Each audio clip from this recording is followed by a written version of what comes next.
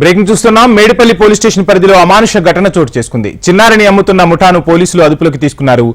పోషించలేక 3 నెలల చిన్నారిని అమ్మకానికి పెట్టారు ఆ తల్లిదండ్రులు. ఫిర్జాదిగూడ పరిధిలోని రామకృష్ణనగర్ కాలనీలో శోభారాణి ఫస్ట్ ఎయిడ్ సెంటర్లో చిన్నారిని అమ్మడానికి లేడీ డాక్టర్ బేరం కుదుర్చుకుంది. 4 లక్షల రూపాయలకు చిన్నారిని విక్రయించేందుకు డాక్టర్ బేరం మాట్లాడింది. అందుకు 10,000 అడ్వాన్స్ గా కూడా తీసుకుంది. అయితే విషయం తెలుసుకున్న పోలీసులు రైడ్ చేసి రెడ్ హ్యాండెడ్ గా పట్టుకున్నారు.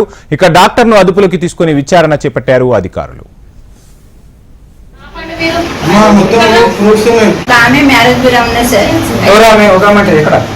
పద్మ ఆంటీ గట్కేసారు అయితే ఆంటీ ఒక ఆమె అంటే కదా ఒక ఆమె పాపం చదువుకోలేకపోతాను ఎవరికైనా ఇస్తాను అక్కడికి ఇప్పింది చదువుకోలేకపోతాను నేను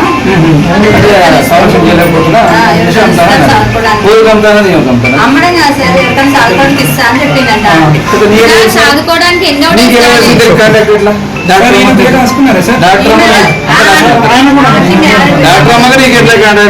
సంబంధాలు చూస్తారు.